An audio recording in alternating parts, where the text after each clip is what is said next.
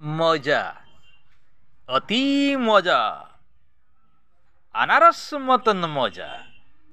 तृतीय श्रेणी पिलाटीए स्कूल घर को धाई धाई आसी बाटर डाकुची मम्मी मम्मी जनवरी 26 तारीख दिन आम स्कूल रे आमे डिबेट कंपटीशन करिबा मु डिबेट कंपटीशन रे भाग नेबी बोली सार मते कहिसंती।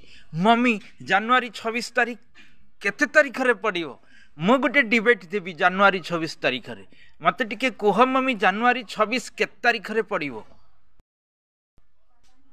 पिलाटीर मम्मी हसी दे कहले मु जानेनी तो बापा को पचारि बुझा। से पिलाटा दौड़िला ता बापा पाख डाकुची डाडी डाडी जनवरी 26 केते तारीख रे पड़ियो से दिन मु गोटे डिबेट देवी।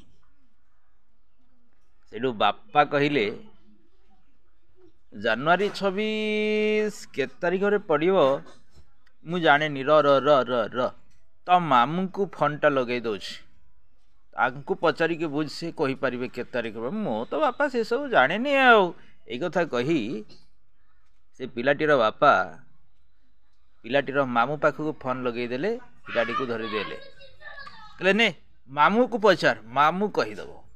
से पिलाटा पचारुची अंकल अंकल जनवरी 26 केते तारीख रे पड़ियो मु से दिन डिबेट देबी बोली मो गुरुजी मते कहिसंती।